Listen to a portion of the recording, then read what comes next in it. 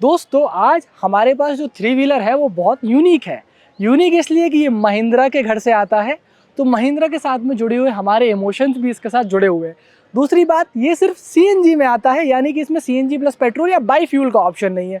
तीसरी बात, ये आपको अभी सड़कों पे इतना ज़्यादा नहीं दिखेगा, पर इनका मार्केट शेयर धीरे धीरे स्ट्रॉन्ग होते जा रहा है। तो आज हम इस वीडियो में बात करने वाले हैं महिंद्रा अल्फा डीएक्स के बारे में। मैं आपको इस सीएनजी थ्री व्हीलर रिक्शा के बारे में ये बताऊंगा कि क्या आपको ये गाड़ी खरीदनी है, नहीं खरीदनी है, कैसी ये गाड़ी है, और हम मिलेंगे इसके ओनर से भी कि उन्होंने महिंद्रा खरीदा तो क्यों खरीदा। साथ ही साथ मैं आपको बताऊंगा गाड़ी की क्या कीमत आती है, क्या किस्तें आपको देनी है, और गाड़ी का पावर वगैरह कैसा है, क्या सारी चीज़ें इस गाड़ी के बारे में है।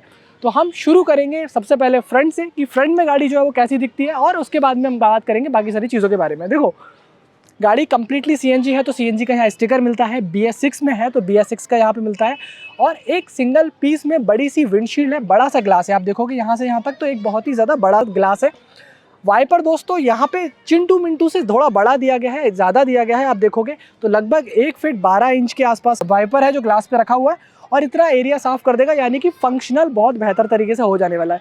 आप देखोगे जब हम गाड़ी में जब थ्री व्हीलर रिक्शास में बात करते हैं तो यहाँ से जब जोड़ लगाते हैं तो उस जोड़ के साथ में जो पैकिंग की गई है उसके साथ में यहाँ रबर देने के कारण बहुत ही बेहतरीन ये जो लगता है। कोई एक्स्ट्रा क्लैडिंग वगैरह देने की ज़रूरत नहीं की गई। और महिंद्रा के ऑटोस में जैसे हमने देखा है वहाँ से ये 7 स्लॉट की जो ग्रिल महिंद्रा की आती है, वो महिंद्रा का लोगो यहाँ पे दिखता है, क्रोम में महिंद्रा का लोगो है, और ये फाइबर का दिया हुआ है। फाइबर में फ़ायदा ये होता है कि ये बहुत जल्दी टूटता नहीं है, बैंड नहीं होता है। इसमें जो है यहाँ पे कहीं ना कहीं ये जो है क्या होता है, यहाँ पे ये आप चेंज करा सकते हो इसको। तो ये सारी चीज़ें दिखती हैं। बाकी गाड़ी बहुत ज़्यादा न्यू है, तो वो एक चीज़ आपको यहाँ पे देखने को मिल जाएगी। बाकी अगर बात करोगे हेडलाइट्स की, तो दोस्तों हेडलैम्प्स जो है वो कम्प्लीटली हैलोजन मिलते हैं। इसके अलावा यहाँ पे आपको इंडिकेटर्स देखने को मिल जाएंगे। तो ये सारी बातें हैं फ्रंट की तरफ। अगर हम बात करें नीचे वाले पहिए की और डैम्पर्स की, तो यहाँ पे आपको कम्प्लीटली हेलिकल जो है वो डैम्पर्स मिलते हैं। इनकी जो साइज़ है, जो इसका जो डायमीटर है वो बड़ा है। यहाँ पे आपको चीज़ें मिल जाती है, और कंबाइंड ब्रेकिंग सिस्टम के लिए लाइन वगैरह यहाँ पे देखने को मिलती है। और अगर दोस्तों बात करें तो यहाँ पे आपको 8/4 से बड़ा टायर कहीं ना कहीं महिंद्रा ने देने की कोशिश की गई है। तो ये 5/10 का टायर है, 10 इंच का व्हील होता है, तो 8 इंच से थोड़ा सा जो है वो बड़ा कहीं ना कहीं यहाँ पे व्हील यहाँ पे दिखता है महिंद्रा का। अगर हम साइड की बात करें तो साइड में हम अंदर की तरफ बाद में जाएंगे, यहाँ भी हम बाद में जाएंगे। फिलहाल इन्होंने जो है वो गेट निकाल के रख दिए हैं। BS6 नॉर्म्स में सारी गाड़ियों में गेट आते हैं। यहाँ पे आप देखो हिंजेस वगैरह हैं, छोटे से मिनी डोर आते हैं, वो यहाँ पे निकाल दिए गए हैं। पर एक चीज़ जो महिंद्रा के बारे में बढ़िया है, जो मैं अंदर जब बैठ गया तब भी बताऊंगा, कि इस पे अगर आप बच्चों को चढ़ा रहे हैं, बड़ों को चढ़ा रहे हैं, तो चढ़ाने में काफ़ी आसान है। जैसे एक छोटा सा पैर अगर आपने कदम रखा है तो ज़मीन से बहुत ज़्यादा ऊपर नहीं है, वो कम हाइट पे है, तो इजीली जो है आप पैरों को जंप करके, मैं 6 फीट का हूँ तो डायरेक्ट ही बैठ सकता हूँ। तो ये जो चीज़ें हैं वो बेहतरीन है। यहाँ पे एक छोटा सा स्टेप दिया हुआ है। हम गाड़ी को पहले वॉक अराउंड करेंगे, फिर जाएंगे अंदर की तरफ। यहाँ पे अल्फा डीएक्स की ब्रांडिंग आपको देखने को मिलेगी। इसके अलावा यहाँ पे जो रूफ में दिया हुआ है ये मटेरियल भी रेक्सिन टाइप का है, बट एक इसमें कहीं ना कहीं टेक्सचर है, जिस टेक्सचर के कारण फ़ायदा ये होता है कि जल्दी कटेगा फटेगा नहीं, और कहीं ना कहीं हीट ब्लैक होने के बाद भी हीट को बेहतर तरीके से मेरे ख्याल से रेसिस्ट करना चाहिए। प्रैक्टिकल सिचुएशंस में लंबे रन में जब महिंद्रा हमें ये गाड़ी देगा टेस्ट करने के लिए, या कोई मीडिया फ्लीट से गाड़ी आएगी, तो हम फिर वहाँ पे चीज़ें चेक कर पाएंगे। फिलहाल यहाँ पे महिंद्रा का एम्ब्रोस्ड ब्रांडिंग आता है, ऐसा हमने महिंद्रा की बुलेरो और महिंद्रा के ट्रक्स में भी देखा हुआ है। यहाँ पे आपको जो कब्जे मिलते हैं, हिंजेस मिलते हैं, वो भी इसी हिसाब से मिलते हैं, तो जिस पे आपका ये डाला जो है वो खुल जाए। और डाले को खोलने के लिए यहाँ पे अंदर की तरफ एक छोटा सा लैच दिया हुआ है, जो कि दोनों ही तरफ से जो है खुल जाता है। तो अगर हम बात करें तो डाला खोल के फ़ायदा ये होता है कि आपकी जो लोडिंग हाइट है वो आपको इतना ऊंचे से बैग नहीं डालना है, आप बैग को जो है सीधा डाल पाएंगे। यहाँ पे अगर आप बात करो तो थोड़ा सा आपको लगेगा कि कन्वेंशनल लाइट्स, बहुत पुरानी वाली जो लाइट्स हैं वो कहीं ना कहीं यहाँ पे दी हुई है। तो यहाँ पे आपको इंडिकेटर, बैक लाइट, रिफ्लेक्टर और ब्रेक लाइट यहाँ पे मिल जाएगी। इसके अलावा यहाँ थोड़ी सी ग्रिल जो है कंपनी का पूरा फिटिंग है, कुछ भी इसमें अलग से नहीं किया गया। यहाँ पे आपको रेडिएटर दिखेगा, और इस इंजन में कूलिंग जो है वो आपको ऑब्वियसली वाटर कूलिंग होती है, तो आप लंबे टाइम तक चला सकते हो, गाड़ी गर्म वगैरह नहीं होती है। पीछे की तरफ लगा हुआ है तो वो सारी चीज़ें, और इसमें पत्थर कंकड़ कुछ भी ना लगे, इसके लिए यहाँ पे प्रॉपर तरीके से महिंद्रा ने ये भी ध्यान दिया हुआ है कि इसको R&D में प्रॉपर ये चीज़ आई होगी कि यहाँ पे कोई डैमेज ना हो, इसलिए यहाँ पे चीज़ें लगाई गई है। ये एक तरीके से ये ग्रिल के नीचे वाला पाइप जो है वो प्रोटेक्शन का काम करता है, बम्पर का काम करता है। कारण इसके बम्पर का काम करने का ये है कि यहाँ से अगर कोई गाड़ी वाला मान लो आपके गाड़ी के बहुत पास नज़दीक आ जाता है, तो वो यहाँ पे स्टॉप हो जाएगा, तो वो एक प्रोटेक्शन ग्रिल के काम में या फिर बुल गार्ड के काम में कोई ना कहीं वो आता है। तो अगर बूट स्पेस की आप बात करोगे तो आपको सफिशिएंट बूट स्पेस मिलता है। अगर आप यहाँ पे चेक होगे तो महिंद्रा ने एक छोटा सा काम जो है वो यहाँ पे अजीब सा किया हुआ है कि स्टेपनी का प्लेसमेंट कहीं ना कहीं यहाँ पीछे की तरफ किया हुआ है। ये मुझे समझ में नहीं आता है कि स्टेपनी का प्लेसमेंट यहाँ पे क्यों किया गया है। ये बूट स्पेस को कहीं ना कहीं ऑक्यूपाई करता है, और स्मार्ट स्पेस कहीं ना कहीं इसमें ऑब्जर्व हम कर सकते हैं, गाड़ी में हो सकता है।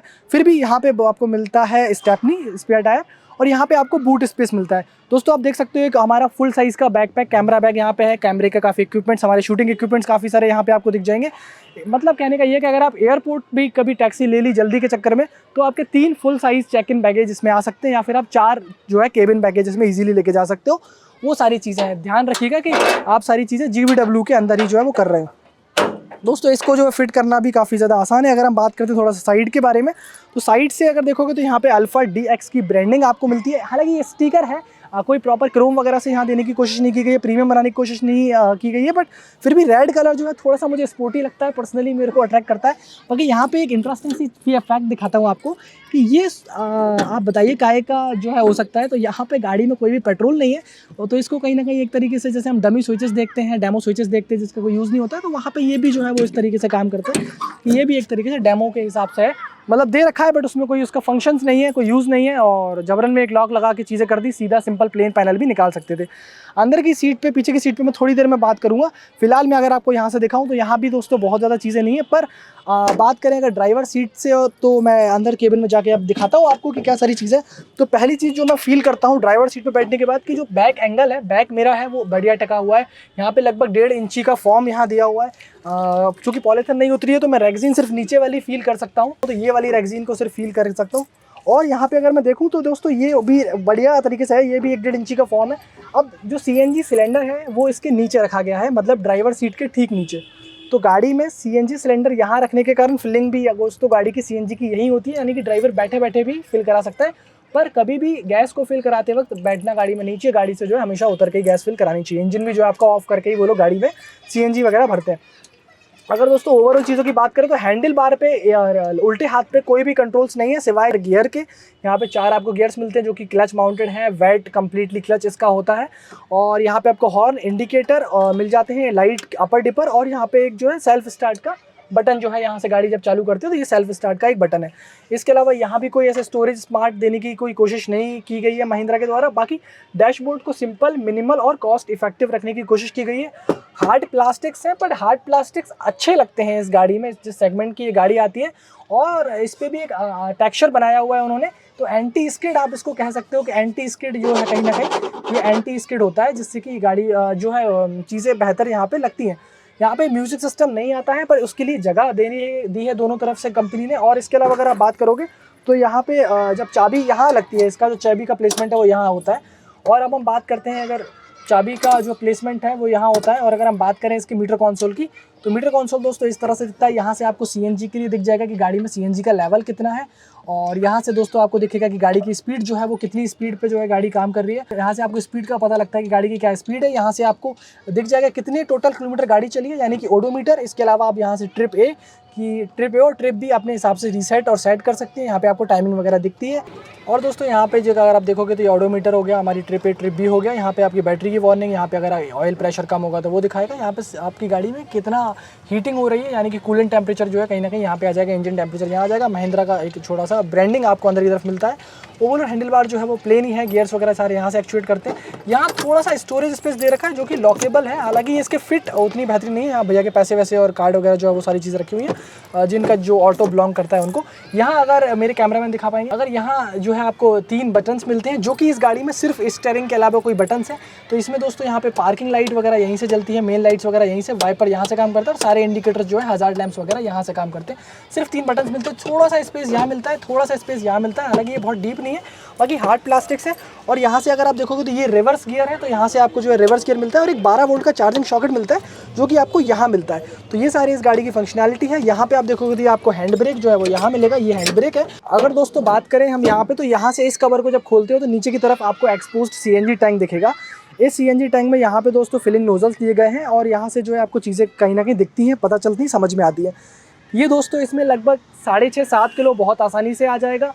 और इसमें आप अगर चाहें तो दोस्तों 8 किलो तक सुबह वाले हैवी प्रेशर, अगर फिलिंग प्रेशर स्टेशन का फिलिंग प्रेशर ज़्यादा है तो 8 किलो तक का मैं CNG जो है इसमें बोल सकता हूँ कि 8 किलो तक CNG आ जाएगा। सेफ्टी के लिए फायर एक्सटिंग्विशर वगैरह यहाँ पे जो है कंपनी ने दिया हुआ है। तो अब हम चलते हैं, तो ये सारी बातें थी ड्राइवर सीट पे। अब और एक चीज़ और जो दिखाना है आपको यहाँ पे रह गया है वो ये कि यहाँ पे केबिन में एक छोटी सी चिंटू मिंटू सी लाइट मिलती है, जिससे कि आप देख लो कितना उजाला जो है हो रहा है, कितनी ज़्यादा वो है ब्राइट है। तो यहाँ पे ये कोई LED नहीं है, नॉर्मल कन्वेंशनल सा बल्ब है। ऊपर की तरफ सामान वगैरह रखने की ऐसी कोई खास गुंजाइश है नहीं। अब हम चलते हैं पीछे की तरफ, और देखते हैं क्या सारी चीज़ें पीछे की तरफ है। ड्राइविंग सीट से फिलहाल इतना ही। जब दोस्तों पीछे की सीट पे जाने की आप कोशिश करते हो तो यहाँ पे आपको मैंने पहले ही बताया था कि फुट स्टेप जो है वो 2 स्टेप में मिलता है, जिससे कि आपको जाने में काफ़ी आसानी हो जाती है। अब महिंद्रा के फुल साइज़ या लंबे व्हील बेस वाले 3 व्हीलर्स में यही फ़ायदा होता है, आईसी इंजन वाले 3 व्हीलर्स में ये फ़ायदा होता है कि जो घुटने हैं वो आसानी से बैठ सकते हैं।